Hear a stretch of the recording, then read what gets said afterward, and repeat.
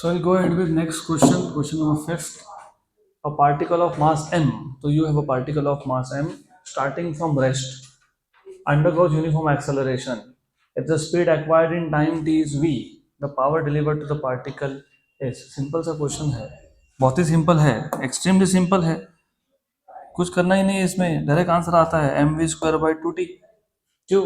आपको बोला है कि पार्टिकल रेस्ट से स्टार्ट हुआ तो यू इक्वल टू जीरो था, टी टाइम में कितना स्पीड हो गया v, तो फाइनल स्पीड कितना है v। और आपको पूछा है कि power deliver to the particle, what is power deliver to the particle, work upon time. ये जो वर्क डन तुमने किया it appears as change in kinetic energy. यहाँ पे चेंज इन काइनेटिक एनर्जी मतलब इंक्रीज इन काइनेटिक एनर्जी, क्योंकि पहले तो ऑब्जेक्ट किस पे था, रेस्ट पे था। तो this work done appears as change in kinetic energy which is basically final kinetic energy minus initial kinetic energy, और इनिशियल काइनेटिक एनर्जी तो था ही जीरो, इनिशियल जीरो था, और अपॉन कितना टाइम टी। तो what is final kinetic energy, half M V square upon T, तो हो गया M V square by two T. This is a joke, M V square by two T कहाँ पे, option D. Done. Next question, water falls from a height of 60 meter at a rate of 15 kilogram per second. What is falling sorry, what is falling from a height of 60 meter at a rate of 50 kilogram per second to operate a turbine। अगर आपको पता होगा dam में, dam हमारे पास में भी है ना डैम, वहाँ पे जो वाटर स्टोर होता है, then they release water from a certain height, जो नीचे जब गिरता है तो एक टर्बाइन के ऊपर गिरेगा and turbine starts rotating and it generates electricity. The water falls from a height of 60 meter at a rate of 15 kilogram per second to operate a turbine. The losses due to frictional forces are 10% of energy. How much power is generated by the turbine? अच्छा, good. तो सबसे पहले तुमको ये पता होना चाहिए इस केस में टोटल पावर जनरेटेड कैसे निकालोगे। Total power generated is work upon time. In this case work is nothing but change in potential energy, क्योंकि यहाँ पे water is falling from a certain height, तो जब हाइट पे वाटर था उसके पास पोटेंशियल एनर्जी था, इट इज फॉलिंग। तो basically if you know in this case work is converted to potential energy, तो M G H by T. इसमें से एम बाई टी की वैल्यू तुमको दी है, कितनी दी है, 15 किलोग्राम पर सेकेंड, मास अपॉन टाइम, और एच की वैल्यू कितनी है 60, जी की वैल्यू क्या यूज करना है 10, तो एम बाई टी कितना है 15, जी की वैल्यू कितना है 10, और ये कितना है एच 60। तो how much is this in total, 15 six कितना होता है 90, 90 और 2 जीरो मतलब 9000। तो what is total power generated 9000 watt, मतलब 9 kilo watt. This is a power generated, ये 9 किलो वैट का पावर जनरेट हुआ, इसमें से 10% लॉस हो गया, 10% लॉस हो गया in the form of frictional forces. तो what is, how much is the power generated by the turbine, तो power generated by the turbine is 90% of the total power, है कि नहीं। 10% ही लॉस हुआ ना, 10% फ्रिक्शन में गया तो बचा हुआ 90% तो टर्बाइन ने जनरेट किया, टोटल का 90%। What is 90%, 0.9 which is 90 by 100 basically, into what is total power 9000 watt, 9000 watt. तो ये दो जीरो हो गए तुम्हारे cancel out. What is 90 into 90, 8100 watt, तो 8.1 किलो वैट। तो total power generated by turbine is 8.1 kilo watt, option number C. Next question, अगला question,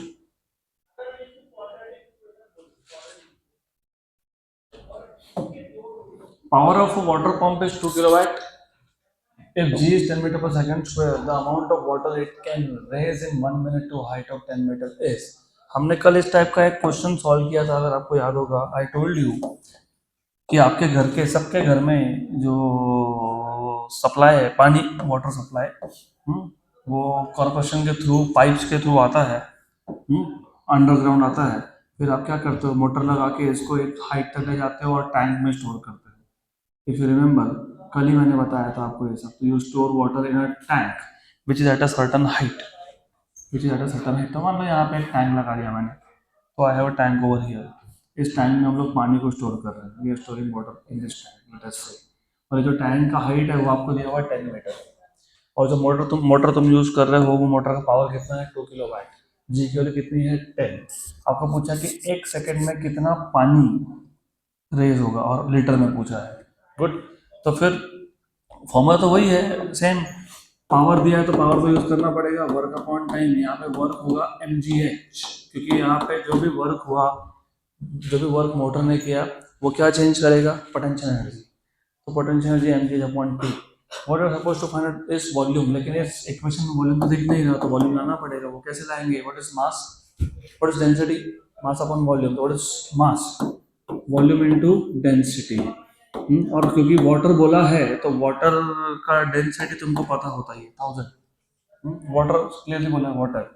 आपको वॉल्यूम फाइंड करना है, तो what is volume, volume is PT upon rho G H. Good. तो volume is PT into rho G H. What is power, how much is power, 2 kilowatt, 2 kilo मतलब 2 × 10⁻³ कितना time में बोला है, how much time, 1 minute, 1 minute is 60 seconds upon density of what is 1000, what is g की value 10 and what is height is also 10, if I am not wrong, height is also 10। हो गया ये हो गया cancel. How much is this, 12/10, 1.2 metre cube, 1.2 metre cube है, metre cube है, उसको सिर्फ लीटर में कन्वर्ट करना पड़ेगा आपको। और आई होप कि आपको कन्वर्जन फैक्टर पता है, नहीं पता है तो मैं बता देता हूँ, डजंट मैटर रियली, पर अभी इसके बाद याद रखना कन्वर्जन फैक्टर। तो total volume is 1.2 meter cube and you must know 1 liter is 10⁻³ meter cube, 10⁻+3 centimeter cube but -3 meter cube। तो तुमको जब मीटर क्यूब को कन्वर्ट करना है लीटर में, तो metre cube 1 metre cube will be 1/10⁻³ litre, मतलब 1 मीटर क्यूब इज 1000 लीटर। कितना, 1000 लीटर। तो कन्वर्ट कर लो, तो therefore volume in litre is 1.2 into 1000, मतलब कितना, 1200 litres, 1200 litre. Option number D. चलो अगला question, next question, first quick.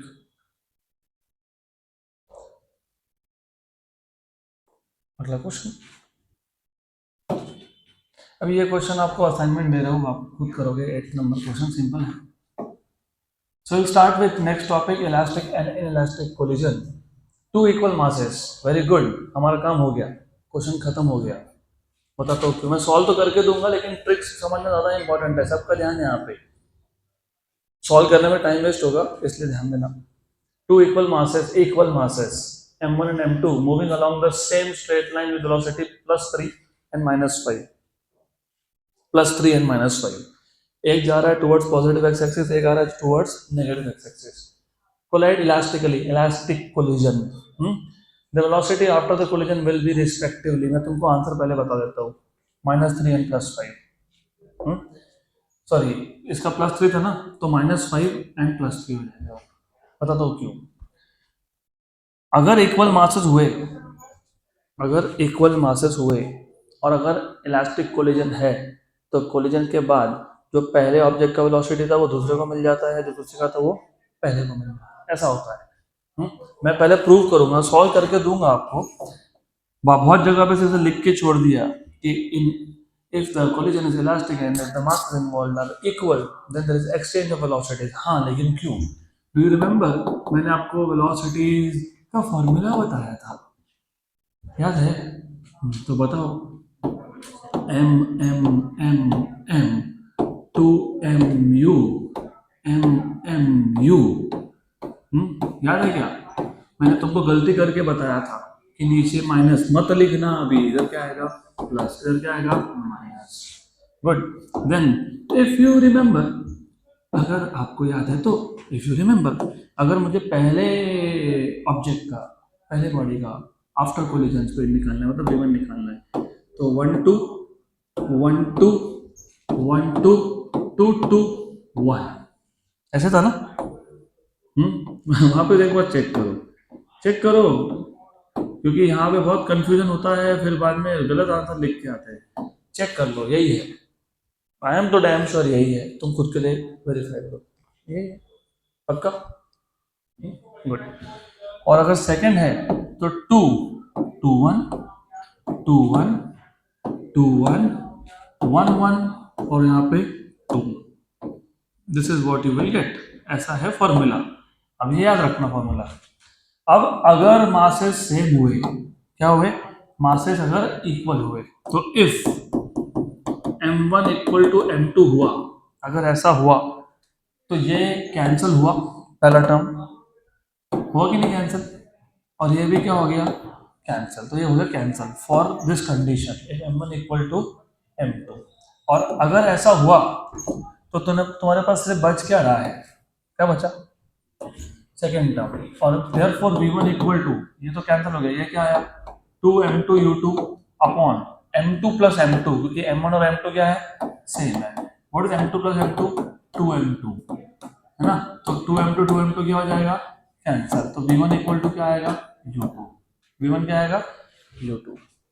तो v1 मतलब पहले ऑब्जेक्ट का final velocity equal to u2 मतलब सेकेंड का इनिशियल। सिमिलरली v2 फाइंड करोगे, वो आ जाएगा u1, राइट। इसका मतलब क्या हुआ, therefore if masses are equal, if masses are equal, there is exchange of velocities, there is exchange of velocities after collision, exchange of velocities। इसका मतलब तो क्वेश्चन सॉल्व करना ही नहीं था तुमको, तुमको जैसे ही बोला हाँ to equal masses, m1 m2, question वहीं खत्म हो गया। आगे इलास्टिक बोला है of course, and then moving along the same straight line, ये भी कंडीशन है, दोनों का स्ट्रेट सेम लाइन के अलोंग मोशन होना चाहिए। पहले का स्पीड कितना था, u1 कितना था, कितना था 3, u1 कितना था 3, ये बन जाएगा पता है क्या, ये बन जाएगा v2, v2 बन जाएगा, ये क्या बन जाएगा v2। और ये कौन था u2, ये बन जाएगा v1। तो आंसर क्या आएगा, D, option D. Next question, अगला क्वेश्चन।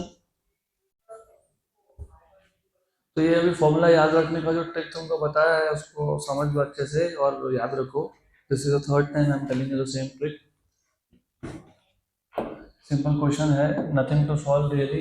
ड्यूरिंग इनइलास्टिक कोलिजन, जब इनइलास्टिक कोलिजन होता है तो काइनेटिक एनर्जी कंजर्व नहीं होता है, मतलब लॉस ऑफ एनर्जी है। नॉर्मली जो काइनेटिक एनर्जी का लॉस हो रहा है it is converted to heat. Answer आ गया। वैसे देखते हैं, लेकिन मोमेंटम कंजर्व होता है। During inelastic collision between two bodies which of the following quantities always remain conserve. Kinetic energy conserve नहीं होता, मैकेनिकल एनर्जी टोटल एनर्जी भी कंजर्व नहीं होता। कंजर्व होता है कौन होता है, लीनियर मोमेंटम, क्योंकि इन any type of collision what is always conserved, linear momentum. Next question. अब ये क्वेश्चन भी जो मैंने तुमको अभी पहला क्वेश्चन बताया, मासेस आर इक्वल तो what happens, exchange of velocities. तो अब ये क्वेश्चन हम उसी ट्रिक से सॉल्व करने वाले हैं। ओके, तो रिमेंबर रिमेंबर रिमेंबर, मैं यहाँ पे लिख देता हूँ फॉर्मूलाज चाहिए तो refer to question number 1 formula के लिए। बाकी तो मैं तुमको आंसर बता रहा हूँ यहाँ पे सिर्फ फॉर्मूला के लिए। फॉर्मूला हम लगाने नहीं वाले, हम डायरेक्ट सॉल्व करने वाले हैं। Two identical ball bearing, identical, same mass, same volume, same radius. तो two identical ball bearing in contact with each other and resting on a frictionless table are hit head on by another ball bearing the same mass moving initially with a speed of v as shown in figure। तो देखो ये दो ball bearing है, 2 and 3 they are initially at rest on a horizontal frictionless table, और एक identical मास का ball bearing है जो v स्पीड के साथ आया, इसको हिट किया। If the collision is elastic which of the following is possible result after the collision. अगर मासेस इक्वल हुए तो क्या होता है, वेलोसिटी एक्सचेंज होता है। पहला बॉल आया, सेकेंड और थर्ड कांटेक्ट में थे, रेस्ट में थे। पहला बॉल आया, किसको हिट किया, 2 को। 2 का स्पीड कितना था, 0, वो पहले को मिल गया। पहले का कितना था, v, वो दूसरे को मिल गया, राइट। और दूसरा किसके साथ कांटेक्ट में है, तीसरे के साथ। तो दूसरे का स्पीड अभी कितना है, v, ये किसको मिल गया, तीसरे को। और तीसरे का स्पीड किसको मिल गया, दूसरे को। तो तीसरा मूव हो रहा है v के साथ और पहला और दूसरा है रेस्ट में। Option number B. पहले का स्पीड मिला दूसरे को, दूसरे का मिला पहले को, दूसरे का स्पीड कितना था 0, तो वो पहले को मिल गया, मतलब पहला रेस्ट पे आ गया। दूसरा v स्पीड से मूव होने ही वाला था, लेकिन उसने किसको कोलाइड कर दिया, थर्ड को। थर्ड रेस्ट पे था, थर्ड का स्पीड किसको मिल गया, सेकंड को। सेकंड का स्पीड किसको मिल गया, थर्ड को। तो सेकंड आ गया रेस्ट पे, थर्ड गया विद स्पीड v। खत्म, डन। कोई सॉल्व नहीं करना है, डन। Next question. अभी इसका मैं तुमको फॉर्मूला बताने वाला हूँ, उसको भी याद रखना अच्छे से, क्योंकि इस टाइप के क्वेश्चन पे अटक जाते हैं। हमको नहीं अटकना है, मैं तुमको फॉर्मूला बताऊंगा, उसको याद रखना। A body falls on a surface. A body falls on a surface of coefficient of restitution. You remember what is restitution? हाँ, E, लेकिन वो हमको बताता है type of collision. Of course it is a ratio of velocity of separation to that of velocity of approach. ये तो सही है, v2 minus V one upon u1 minus V two. लेकिन वो तुमको बताता है कि कोलिजन कौन से टाइप का है। अगर E की वैल्यू 0 हुई तो ये होता है परफेक्टली इनइलास्टिक कोलिजन। इनइलास्टिक, क्योंकि परफेक्टली इनइलास्टिक में two bodies after collision become one, है ना। तो v2 और v1 की वैल्यू सेम हो गई, तो न्यूमरेटर 0 हो गया, तो E की वैल्यू 0 और E की वैल्यू 1 हुई, इसका मतलब इलास्टिक कोलिजन है। और E की वैल्यू 0 और 1 के बीच में हुई तो इनइलास्टिक है, परफेक्टली इनइलास्टिक नहीं है। कौन है, इनइलास्टिक।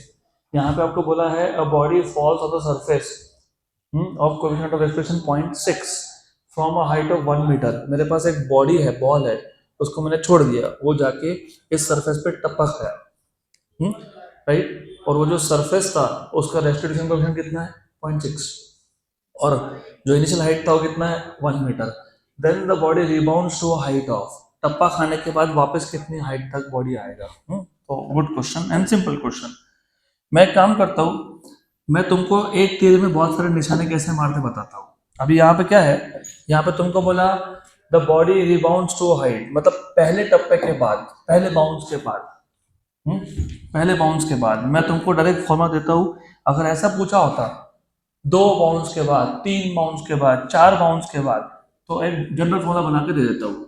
ये देखो, ये था उसका इनिशियल हाइट, जिसको बोल देता हूँ मैं h। देन मान लेते हैं कि ये आया, बाउंस हुआ और फिर यहाँ तक गए, तो यहाँ शिफ्ट कर देता हूँ इसको मैं। तो मान लो ये हो गया height after the first bounce. फिर बॉल वापस आया, बाउंस किया, फिर यहीं तक गया, इसको शिफ्ट करके ड्रॉ करता हूँ मैं सिर्फ ड्रॉ करते टाइम शिफ्ट कर रहा हूँ ऑब्जेक्ट को, वो ऐसे अपनी जगह पे ही होता रहेगा, सिर्फ आपको कंफ्यूजन नहीं हो इसके लिए। तो ये हो गया सेकेंड बाउंस के बाद। ऐसा करते करते करते करते एंड बाउंस के बाद जो हाइट होगा वो पता है क्या होगा, एच एन। अब एच एन निकालते कैसे है, तो H N, remember height after nth bounce is E square into, वैसे स्क्वायर नहीं करते, बताता हूँ, इंटू इनिशियल हाइट। इनिशियल कितना थी, एच, इधर लिखना 2n। ए स्क्वायर कब होगा, जब एक ही पहला बाउंस बोला होगा, क्योंकि एन की वैल्यू क्या बन जाएगी, 1, क्योंकि एक बाउंस मतलब एन की वैल्यू 1, 2 बाउंस तो एन की वैल्यू 2, तो इधर क्या बन जाएगा, ई रेज टू 4। 3 टप्पे के बाद ई रेज टू 3। तो हमके ये where N, remember where N is the number of bounce. मैं बोल सकता था, I could have just told you कि ये फॉर्मूला अप्लाई करो, खत्म करो बात। लेकिन इससे तुमको एक बाउंस का समझेगा ना, इससे तुमको जो नंबर का बाउंस बोला होगा उसके लिए क्वेश्चन सॉल्व कर लेंगे हम लोग। तो हमारे इस क्वेश्चन में एन की वैल्यू कितनी है, 1, क्योंकि उन्होंने तुमको बोला है the body rebounds to height, पहली बार जब रिबाउंड हुआ तब। तो एन की वैल्यू 1, ई की वैल्यू कितनी है 0.36, और ओरिजिनल हाइट कितना था 1 मीटर। तो एच एन मतलब height after first bound, H1 कितना होगा, ई रेस टू, अच्छा ई की वैल्यू कितनी है 0.36, 0.6, 0.6, 0.36 नहीं है, वो 0.6 है, 0.6 raise to 2 into 1, and what is height 1 metre, तो ये कितना हो गया 0.36, बराबर 0.36।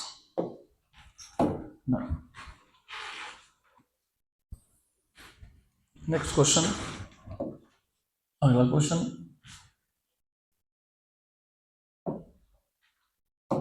A ball of mass m falls vertically to the ground from height h1.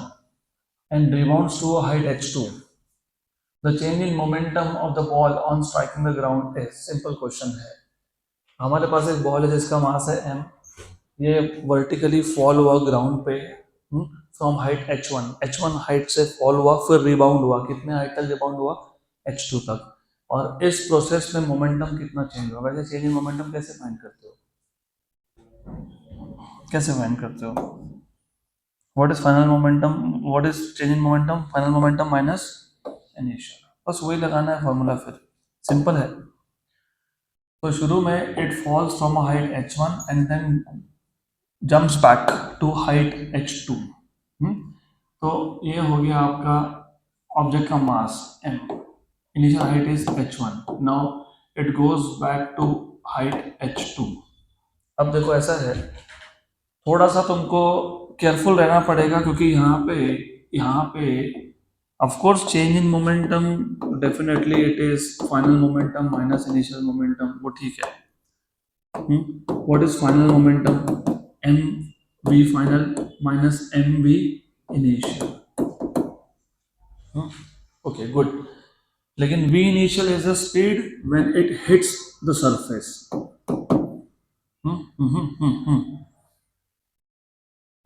वो लगे ऐसा क्यों, इनिशियल तो वहां था. ओ भाई यहाँ से तो जीरो से स्टार्ट हुआ ना, जीरो से स्टार्ट हुआ ना. तुमको क्या बोला है, change in momentum after strike on striking the ground, on striking the ground. तो जब ग्राउंड पे आके टच किया तब स्पीड कितना था, वी इनिशियल. अब जब टप्पा खा के जस्ट ऊपर जा रहा है तब स्पीड कितना है, तो वैसा देखना पड़ता है. तो you have to see this is v initial. पक्का, sure. And then you have to see what is v final. We final यहाँ पे बात चल रही है, तो कंफ्यूजन मत रखना थोड़ा सा भी. मैं वापस बता रहा हूँ, है इजी, लेकिन क्वेश्चन नहीं पढ़ते ना पूरा तो दिक्कत हो जाती है. The change in momentum of ball on striking the ground, इसका मतलब just before the striking the ground and just after striking the ground. तो जस्ट बिफोर स्पीड कितना है, वी आई. ऐसा मैंने नाम दिया, तुम नाम चेंज कर दो, तुम्हारी मर्जी, जो बोलना है बोलो. जस्ट आफ्टर कितना है, वी आई. ये पहला चीज. नंबर 2, जब तुम वी आई फाइंड करोगे और जब तुम वी एफ फाइंड करोगे तो उस केस में भी तुमको नोटेशंस, कन्वेंशंस थोड़े संभल के यूज करने पड़ेंगे. देखो ऐसा है, of course v equal to U square plus 2as. मैं केस 1 केस 2 दोनों में यही फॉर्मूला लगाने वाला हूँ. वी आई पहला केस, कहाँ से चालू होता बॉल, 0, तो स्पीड क्या लेंगे, 0. बराबर, पक्का पक्का. 2a, a मतलब कौन, g, s मतलब कौन, h1. हाँ कि ना, हाँ, लेकिन माइनस साइन के साथ. अब बोलोगे माइनस क्यों लिया, माइनस क्यों लिया हमने, माइनस इसलिए लिया क्योंकि वो नीचे जा रहा है, तो मैंने ओरिजिन यहाँ सेट किया है. तो इट इज गोइंग डाउन, मतलब द डिस्टेंस, मतलब displacement will be taken to be negative. चलोगे नेगेटिव, है ना. हाँ ऑफ कोर्स ये स्क्वायर है, I know this is square. बराबर, श्योर. अब प्रॉब्लम क्या आता है पता है, प्रॉब्लम ये आता है कि square root of negative number तो ले नहीं सकते, वो तो बन जाएगा इमेजिनरी, इसलिए इधर नहीं लिखते हम माइनस. हम ये कैलकुलेट कर लेते हैं इसको अंडर रूट ऑफ 2gh1 ऐसा लिख लेते हैं और इधर माइनस लगा ले. तो यहाँ पे जब तुम वेलोसिटी लिखोगे तो यहाँ पे माइनस करोगे, नहीं तो वो इमेजिनरी बन जाएगा.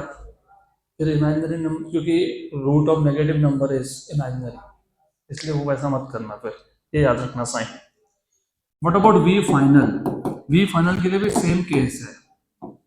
सेम केस है, सेम. अच्छा, कंफ्यूजन है ना, तो कंफ्यूजन तुम्हारे ऊपर है, how you want to solve this.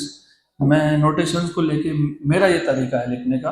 तो यू स्क्वायर प्लस 2as, यहाँ पे सेकेंड केस में u को u डैश बोल देता हूँ. What will be u dash here, 0, क्योंकि मैक्सिमम हाइट पे स्पीड कितना हो जाता है, 0.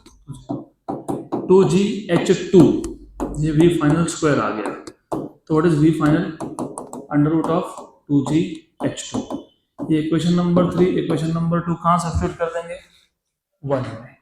तो therefore from 1 to 3, from equation number 1, 2 and 3, you have change in momentum equal to n. What is Vf? What is Vf? Under root of 2g और root of h2. कुछ नहीं, मैं रूट 2g और रूट h2 को अलग कर दिया. Minus of minus मतलब plus, under root of 2g और h1 को अलग कर दिया. तो what is change in momentum? m under root of 2g बाहर into m root h2 plus root h1. देख लो जरा, हो गया ना. इन्होंने वो कॉमन इन नहीं करा. ये मैच हुआ क्या answer? Option B. B B ना. तो अभी इस टाइप के क्वेश्चन का सबसे बड़ा प्रॉब्लम है confusion in notation. Confusion he confusion है. सॉल्यूशन पता नहीं तो सॉल्यूशन पता करो, टेंशन मत लो. मैं आपको एकदम सिंपल ट्रिक बता देता हूँ. वो पहली बार मेरे को फुल फ्लेज मेथड बताना पड़ता है so as to make the concept clear. देखो ऐसा है, अल्टीमेटली यहाँ पे एक बॉडी है, एक बॉल है जो एक सर्टन हाइट h1 से आके एक सरफेस को हिट करने वाला है और फिर वो बाउंस बैक होने वाला है. अब जब वो बाउंस बैक हो रहा है वो h2 हाइट तक जा रहा है. जब शुरू किया था तो स्पीड 0 था, जब खत्म करेगा तो स्पीड 0 होगा. पक्का? सर हमको ये दोनों स्पीड का काम ही नहीं है. हमको सिर्फ देखना है कि यहाँ पे आने का स्पीड कितना था, मान लो v1. फिर जब ऊपर ज़्यादा स्पीड कितना था, v2. हमको चाहिए चेंज इन मोमेंटम, तो मैं लिखूंगा m into v two minus v1. लेकिन v1 में नेगेटिव ले रहा हूँ बिकॉज ऑफ द डायरेक्शन, तो ये माइनस माइनस क्या हो गया, प्लस. तो आंसर में बीच में प्लस आएगा और दो टर्म आएगी, प्लस आएगा बीच में और दो टर्म आएगी. मतलब देखो ऐसा है कि ये तो नहीं आएगा. अब बचे ये तीन ऑप्शन. अब इसको सॉल्व कैसे करना है? फिर ये जो v2 है, v2 अभी चाहे इनिशियल स्पीड 0 हो या फिर फाइनल स्पीड 0 हो, इनिशियल 0 हो या फिर फाइनल 0 हो, दोनों में से एक 0 है ना. तो दूसरा स्पीड, दूसरा हमेशा अंडर रूट ऑफ 2gh होता है. क्या होता है? Under root of 2gh. तो v2 के केस में पता है क्या होगा? Under root of 2gh2. और v1 का केस क्या होगा? Under root of 2gh1. हो गया तुम्हारा आंसर. बताओ, this is what you should do. तो ये ट्रिक्स बनाने पड़ेंगे आपको. You have to make tricks. अगला क्वेश्चन. 1 is the answer. बताता हूँ क्यों. Two masses ma and mb moving with velocities v and vb in opposite direction collide elastically. हमारे पास दो masses थे ma and mb. They are moving in opposite direction with speeds v and vb, right, in opposite direction. They collide elastically. Elastic collision है. After that, the mass ma and mb move with velocity vb and va. vb and va. तो a mass का अब speed कितना हो गया? vb. और b का कितना हो गया? va. va पहले किसका था? a का. vb किसका था? b का. अभी b किसका हो गया? a का. और ये किसका हो गया? b का. बराबर. सही है. मतलब वेलोसिटी एक्सचेंज हुई कि नहीं हुई? वेलोसिटी कब एक्सचेंज होती है? Masses are same. अगर मासेस आर सेम मतलब ma इक्वल टू mb, तो रेशियो क्या आएगा? रेशियो तो पूछा है तुमको.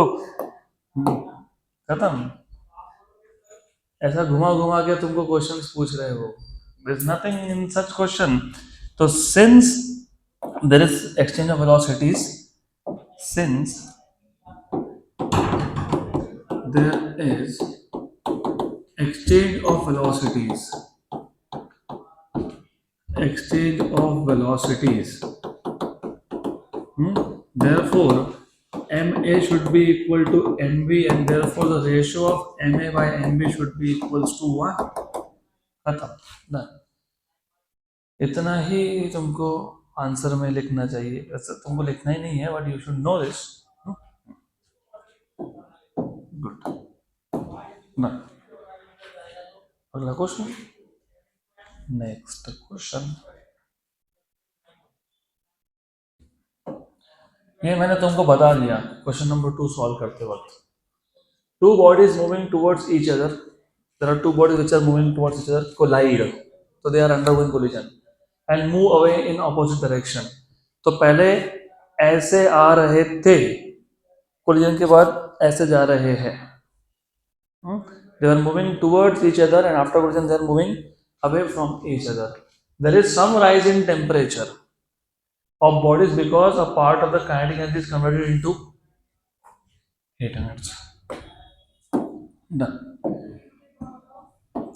अब ये जो क्वेश्चन है, क्वेश्चन नंबर 8, ये टोटल चौथी बार आ रहा है तुमको, क्योंकि हमने ये क्वेश्चन वेक्टर्स में सॉल्व किया है, ये क्वेश्चन हमने लॉज ऑफ मोशन में सॉल्व किया है।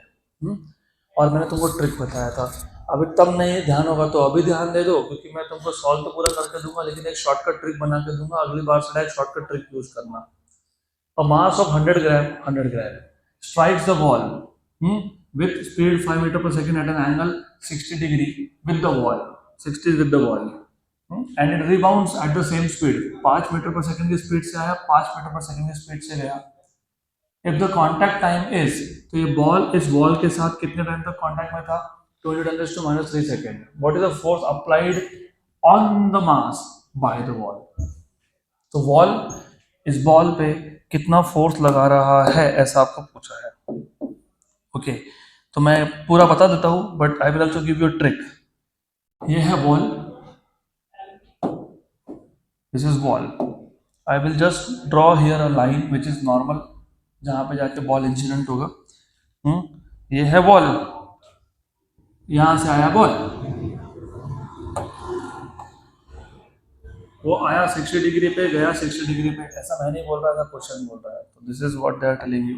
वो आया 60 डिग्री एंगल पे, वो गया 60 डिग्री एंगल पे, वो आया v स्पीड के साथ, वो गया v स्पीड के साथ। और ऐसे टाइप के क्वेश्चन में हमेशा वेलोसिटी को तुम कंपोनेंट्स में डिवाइड कर लेना, always and always and always. ये एक कंपोनेंट है, मैं गलत ड्रॉ करूंगा फिर भी तुम हाँ बोलो। Where it is pointing first quadrant, तो फर्स्ट क्वाड्रेंट में x और y दोनों पॉजिटिव होते हैं, तो you have to know this कि ये एक कंपोनेंट है, इसके दो कंपोनेंट होंगे, ये x कंपोनेंट है पॉजिटिव और ये कंपोनेंट है पॉजिटिव, क्योंकि it is pointing in the first quadrant, है वो थर्ड क्वाड्रेंट में लेकिन देख कहाँ रहा है, पहले क्वाड्रेंट में। तो पहले क्वाड्रेंट में x और y कंपोनेंट क्या होता है, पॉजिटिव एंड पॉजिटिव। ये सेकेंड क्वाड्रेंट में है, सेकेंड क्वाड्रेंट में y पॉजिटिव होता है, x नेगेटिव होता है। Good good. अब आगे, इसके आगे पहले एक काम करो, तुमको पूछा क्या है, what is the force exerted by the ball on the ball. Can I write down force as change in momentum upon time? Yes, so I know what is time, 2 × 10⁻³ if I'm able to find change in momentum, how do you find out change in momentum? और by the way remember, ball का momentum change नहीं हुआ, ball का change हुआ, लेकिन force किसका निकालना है, वॉल ने कितना लगाया बॉल पे, वॉल ने जितना बॉल पे लगाया उतना तो बॉल ने भी वॉल पे लगाया ना, एक्शन रिएक्शन, तो कोई फर्क नहीं पड़ता, तुम बॉल का फोर्स निकाल लो ऑन द वॉल, सिर्फ direction is opposite. If ball is going and hitting the wall, तो ball is exerting force on the wall, action, और wall is exerting force back on the ball, reaction. तुमको reaction पूछे, तुम action find करो, क्या फर्क पड़ता है। तो डीपी कैसे निकालोगे, mv2 - v1। अब v2 - v1 मतलब क्या, final velocity of the ball minus initial velocity of the ball. तो एक काम करो, इस केस में पहले चेंज इन मोमेंटम का वेक्टर फॉर्म निकालो। अब वेक्टर फॉर्म कैसे निकालोगे, तो पहले इनिशियल वेलोसिटी का वेक्टर फॉर्म बनाना पड़ेगा। You see i cap i cap i cap और जे कैप, पॉजिटिव पॉजिटिव, क्योंकि कौन सा क्वाड्रेंट था, पहला, तीसरा क्वाड्रेंट नहीं है, पहला है। ये 60 है तो ये कितना है, 60 है, तो ये कौन सा कंपोनेंट है, v cos 60, और ये कौन है, v sin 60। तो इनिशियल वेलोसिटी में v sin 60 आई कैप और v sin की cos, ये कौन सा कंपोनेंट है, वो कौन सा है, हाँ तो क्या लिखो इधर, v cos 60 जे कैप, बराबर, बराबर है ना, अरे हाँ बोल दो, हाँ बराबर है, is it correct, yes. What is the final velocity, ये 60 है तो ये कितना है, 60 है, क्यों, करस्पॉन्डिंग एंगल्स, तो ये कौन सा कंपोनेंट है, v cos 60 और ये कौन है 1 v sin 60, लेकिन ये कहाँ देख रहा है, कहाँ देख रहा है ये नेगेटिव, तो क्या लिखेंगे माइनस आई कैप, और वो कहाँ देख रहा है ऊपर, तो क्या लिखेंगे प्लस जे कैप। आंसर अभी तक आ जाना चाहिए था, मैं तुमको ट्रिक तो देने ही वाला हूँ, लेकिन आई वाज एक्सपेक्टिंग कि you will also tell me. तो इधर क्या लिखेंगे v sin 60, इधर क्या लिखेंगे v cos 60। अब ये जो v बार है जो u बार है वो यहाँ सब्स्टिट्यूट करना पड़ेगा, तो to find what is the change in momentum, तो करो substitute m into what is v bar minus v sin 60 i cap, yes और नो, यस, प्लस प्लस क्या v cos 60 क्या j cap, v bar minus u bar minus minus v sin 60 i cap minus v cos 60 j cap, तो v cos 60 j cap क्या हो गया cancel, और ये कितना हो गया माइनस 2 टाइम्स m, और ये 2 टाइम्स था ना तो 2 पहले लिख दिया v sin 60 आई कैप बराबर minus 2mv, what is sin 60 root 3 by 2, 2 cancel, 2 cancel हो गया minus mv root 3 mv i cap, ये हो गया तुम्हारा, ये तुम्हारा हो गया change in momentum in vector form. हमको चाहिए मैग्नीट्यूड, तो मैं मैग्नीट्यूड फाइंड करता हूँ, करो मॉड फाइंड करो, मॉड ऑफ डीपी क्या आएगा root 3 mv, how much is mass 100 gram मतलब कितना 0.1, व्हाट इज स्पीड 5 बराबर, ओके ओके रूट 3 रहने दो, रूट 3 रहने दो, कोई दिक्कत नहीं है, तो कितना हो गया 0.5 root 3 change in momentum, what is force dp by dt, dp by dt 0.5 root 3, what is dt 2 into 10 raised to how much -3, ऊपर गया तो कितना +3, 10 raised to +3 और 0.5 तो कितना हो गया 500 रूट 3 अपॉन 2, तो कितना हो गया 250 root 3 newton, 250 root 3 newton to the right to the left, बस अभी वो चेक करना पड़ेगा तुमको, what is the force applied on the mass by the wall. देखो ये ना, ये बॉल आया आया, इसने इस वॉल पे फोर्स लगाया, फोर्स लगाया, ये फोर्स का एक कंपोनेंट है यहाँ पे action, ball is exerting action on the wall and wall is exerting reaction, तो वॉल ने जो बॉल पे फोर्स लगाया है मास पे लगाया है वो कहाँ है टू द लेफ्ट है, कहाँ है टू द लेफ्ट, तो आंसर क्या आना चाहिए ऑप्शन सी, है क्या हो गई ऑप्शन सी। अब इतना सब नहीं करना है, जरा ध्यान देना है, यहाँ पे ध्यान दो, मैं तुमको ये क्वेश्चन 3-4 स्टेप में खत्म करके देता हूँ, पर of course condition is that you need to pay attention, तब जाके ट्रिक बनते हैं, थोड़ा अच्छे से ध्यान देना, मैं जो बोल रहा हूँ अच्छे से सुन लेना। ये था ball, then I will draw a normal जहां पे जाके बॉल हिट करने वाला है, ये था बॉल ऐसा आया और इधर गया, हाँ कि ना, यस और नो, ये आंसर इसमें छुपा हुआ है अगर तुम्हारा ध्यान होगा तो, बॉल ऐसा आया मतलब ये वेलोसिटी का डायरेक्शन था, ऐसा गया मतलब ये फाइनल वेलोसिटी का डायरेक्शन था, तो this was direction of final velocity, yes. अब अगली बार से कभी भी इसको कंपोनेंट के फॉर्म में इमेजिन करो, always always and always and always, ये एंगल था 60, तो ये भी कितना है 60, अभी मैं फिलहाल कंपोनेंट लिख नहीं रहा, लिखूंगा बाद में, ये x कंपोनेंट ये y कंपोनेंट, ये है 60, तो ये भी कितना है 60, ठीक। अब मुझे सिर्फ डायग्राम देख के बताओ कि कोलिजन के बाद कौन सा कंपोनेंट चेंज नहीं हुआ, x कंपोनेंट की y कंपोनेंट चेंज नहीं हुआ, कौन सा चेंज नहीं हुआ? वाई कंपोनेंट चेंज नहीं हुआ, क्योंकि वाई कंपोनेंट पहले भी ऊपर पॉइंट कर रहा था, अभी भी ऊपर पॉइंट कर रहा है, लेकिन एक्स कंपोनेंट पहले पॉजिटिव साइड में पॉइंट कर रहा था, अभी तो जिसमें चेंज नहीं उसमें चेंज नहीं है। तो जब चेंज ही नहीं है तो उसको चेंज में काउंट करते क्यों हो तुम? करना ही नहीं ना। तो बेसिकली ये वाला कंपोनेंट वेलोसिटी या मोमेंटम के चेंज में काउंट होना ही नहीं चाहिए, करना ही नहीं पड़ता है, क्योंकि वैसे जब तुम चेंज फाइंड करते हो तो बीच में माइनस करते हो कि नहीं करते हो? अब जो चेंज नहीं हुआ वो माइनस करने के बाद कैंसिल हुआ कि नहीं हुआ? हुआ ना। तो ऐसा करना ही नहीं काउंट, तो काउंट सिर्फ इसको करना जो चेंज हुआ। पहले कहाँ देख रहा था? इधर। और ये कंपोनेंट क्या है? v sine 60। ये कौन है? v sine 60। पहले वो वहां देख रहा था, अभी उल्टी डायरेक्शन में देख रहा है। कहाँ देख रहा है? अपोजिट डायरेक्शन में। तो पता है तुमको, आपको पता है वेलोसिटी का चेंज पता है कितना आएगा? Twice of the initial value, twice of the initial value. What is the initial value? v sin 60। ये हो गया change in velocity. Change in velocity. Change in momentum होता है mass into change in velocity. तो किससे multiply करूंगा मैं? मास से। और तुमको क्या चाहिए था? Force. What is force? dp by dt। तो 2mv sin 60 upon dt। What is sin 60? √3/2। What is mass? 100 gram, मतलब 0.1।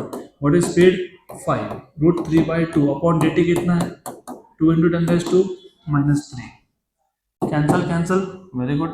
ये गया ऊपर, ये गया ऊपर 10⁻³ और 10⁻⁻1 10⁻², और ये 500 और डिवाइड बाय 2 250 √3 न्यूटन। आ गया? तो that's how you are suppose to solve. Done. चलो अगला क्वेश्चन।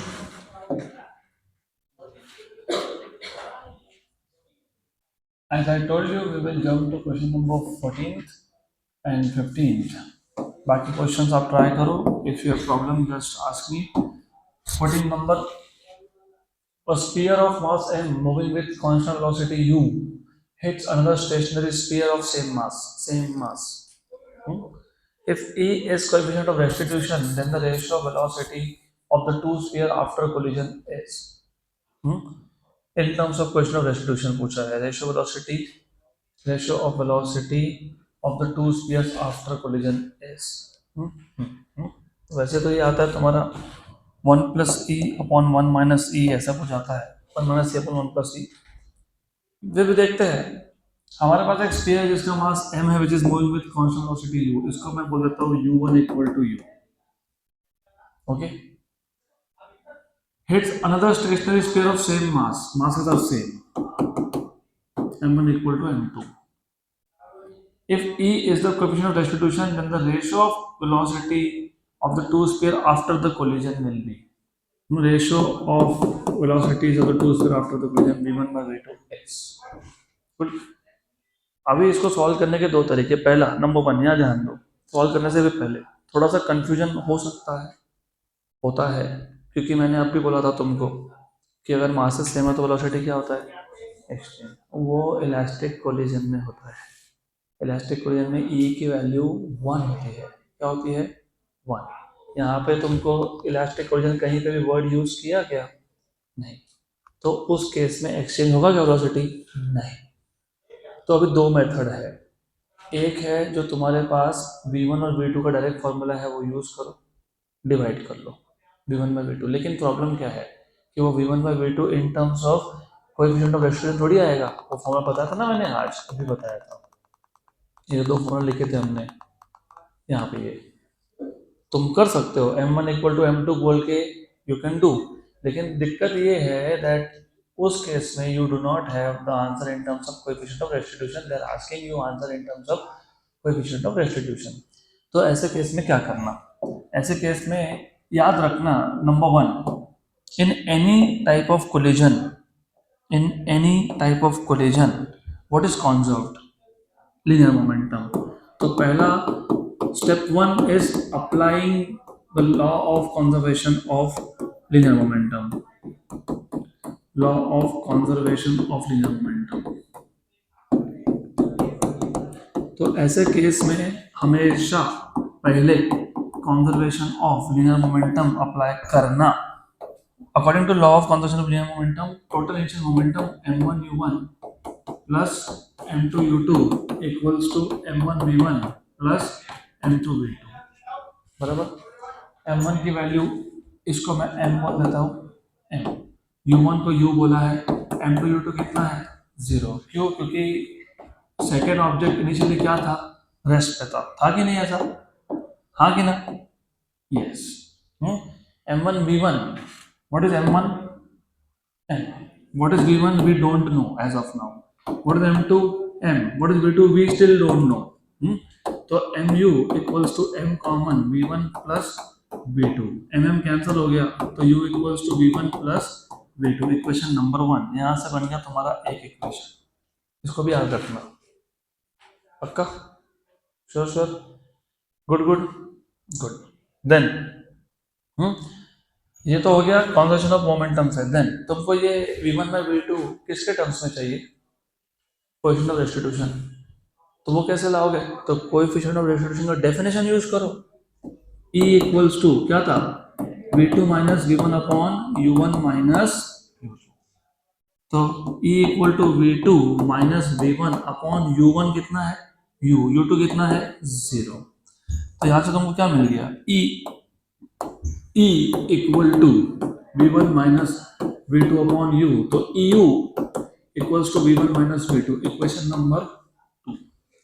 अब एक काम करो, अब इक्वेशन नंबर 1 इस इक्वेशन नंबर 2 में सब्स्टिट्यूट करो. From 1 and 2 E u, what is u, v1 plus v2 equal to v1 minus v2, बराबर. तो अच्छा एक काम करते हैं, इसको ऐसे रखते हैं, v1 minus v2 upon v1 plus v2.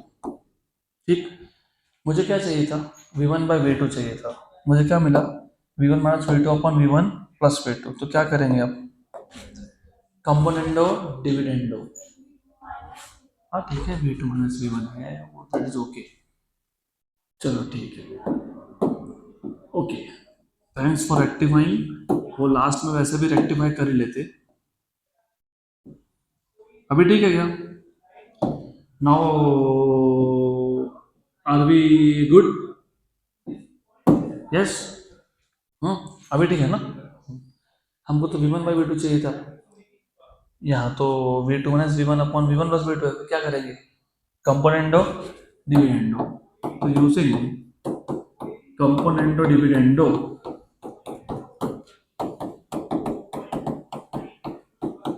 What is componendo dividendo,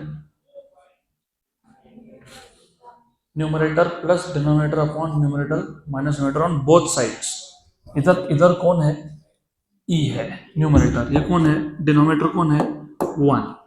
तो numerator plus denominator upon numerator minus denominator, numerator plus denominator, numerator minus denominator, minus minus. क्या कैंसिल हुआ, ऊपर v1, नीचे क्या कैंसिल हुआ v2. तो क्या आ गया, e plus 1 upon e minus 1 equals to क्या आया 2v2 अपॉन माइनस 2v1. 2 भी क्या हो गया कैंसिल, और माइनस ने इसको दे दिया. तो देखो एक काम करो, v2 by v1 equal to minus इसको दे दो, दिया क्या, इसको ऊपर या फिर इसको नीचे चलता है. इसको क्या लिखूंगा 1 प्लस ई, और माइनस इसको दे दिया मैंने, तो 1 माइनस ई, पक्का ना, श्योर श्योर. तो what is v1 by v2 then, 1 minus e upon 1 plus e, 1 minus e upon 1 plus e, option number A. है क्या, तुमको पता है तुम्हारा स्टेट बोर्ड का क्वेश्चन है ये, टेक्स्ट बुक का क्वेश्चन है ये, तुम्हारे चैप्टर नंबर 4 11th स्टैंडर्ड.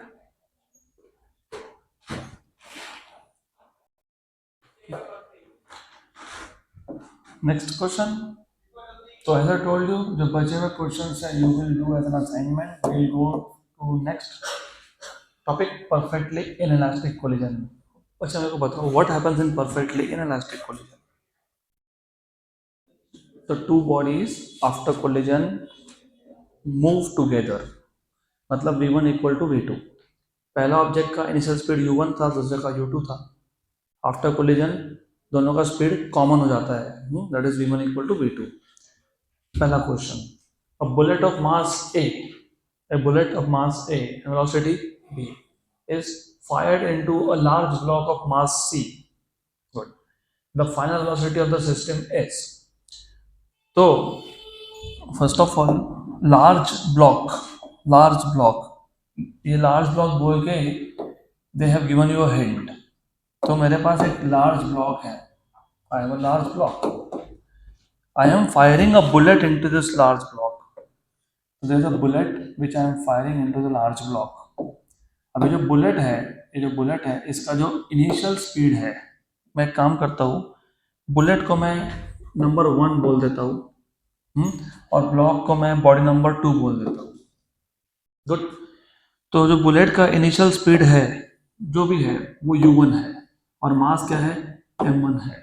जो ब्लॉक है, ब्लॉक उसका मास क्या है, m2 है, और इनिशियल स्पीड क्या है, u2 है, जो 0 है, क्योंकि ये जो लार्ज ब्लॉक है ये फिक्स्ड है, it is not moving. You know, you will have to apply conservation of momentum, तो total initial momentum equal to total final momentum। total initial momentum, bullet का मोमेंटम कितना, m1 u1, ब्लॉक का कितना, m2 u2। उसके बाद m1 v1 is the final momentum of bullet and m2 v2 is the final momentum of block. किसका, block का। यहाँ तक क्लियर, पक्का पक्का। अरे कुछ नहीं, this is initial momentum of bullet, this is initial momentum of bullet, this is initial momentum of block, this is final momentum of bullet, this is final momentum of block. ऐसा है वो, बस इतना पता होना चाहिए। What is mass of bullet, A. What is speed of bullet, B. तो ये कौन है, ए बी, बराबर। Plus what is mass of the block, C, लेकिन what is speed, 0, equal to, बराबर। तो ये जो मैंने लिखा ना, यहाँ लिख देता वापस। What is m1 a, what is m2 c, what is u1 b बोला है क्या उसको, b। What is u2, 0, 0 0 0। And you know v1 equal to v2 equal to v, क्यों लिखा ऐसा मैंने, क्यों लिखा, क्योंकि कौन सा कोलिजन है, परफेक्टली इनइलास्टिक, उसमें दोनों साथ में मूव होंगे कॉमन वेलोसिटी के साथ, क्योंकि परफेक्टली इनइलास्टिक कोलिजन है। तो remember, since the collision is perfectly inelastic, perfectly inelastic, तो उसमें both combine to form move with same velocity. तो m1 कितना था, a, u1 कितना था, b, m2 कितना था, c, u2 कितना है, 0, और इसमें m1 plus m2 common into v, common मतलब v कॉमन, v1 और v2 की वैल्यू कितनी है, v कितनी है, v। अभी तुम मुझे आंसर बताओ, मैं एक स्टेप बढ़ाता हूँ, but I want to have answer from you now. m1 u1 plus m2 u2, तो v equals to m1 u1 plus m2 u2 upon m1 plus m2। Very good. v equal to, what is m1, a, what is u1, b, what is m2, I don't care, what is u2, 0, what is m1, a, what is m2, c। तो क्या आ गया, ab upon a plus c। तो ab upon a plus c, कहीं है क्या ऐसा answer,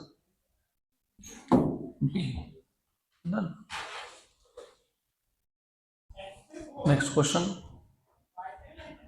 अगला क्वेश्चन। तो अभी ये फॉर्मूला याद रख लेना जरा, इसके बाद से परफेक्टली इनइलास्टिक कोलिजन में सीधा ये फॉर्मूला लगेगा, m1 u1 plus m2 u2 upon m1 plus m2, याद रखना। Next question, a body of mass 2 kg, मतलब m1 की वैल्यू 2 है, moving with velocity of 3 meter पर सेकंड, u1 की वैल्यू 3 है, collides head on with another body of mass m1, m2 की value 1 है, मूविंग इन अपोजिट डायरेक्शन, मतलब u2 की वैल्यू -4 है, अपोजिट है. After collision, the two bodies stick together and move with a common velocity, which in meter per second is equal to. Move with common velocity मैंने अभी तो आपको बताया, मैंने अभी आपको क्या बताया, मैंने आपको बताया it is m1 u1 plus m2 u2 upon क्या m1 plus m2. और मैंने क्वेश्चन पढ़ते पढ़ते ही तुमको m1 m2 u1 u2 सारे वैल्यूज बता दिए थे. what is m1 2, what is m2 1 kg. What is u1 3 meter per second. How much is u2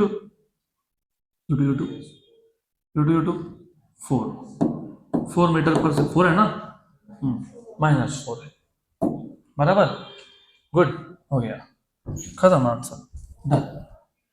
तो therefore v equals to m1 मतलब 2, u1 मतलब 3, 2 into 3 प्लस m2 is 1 और ये कितना है -4 अपॉन m1 प्लस m2 मतलब 2 plus कितना 3, 2 plus 1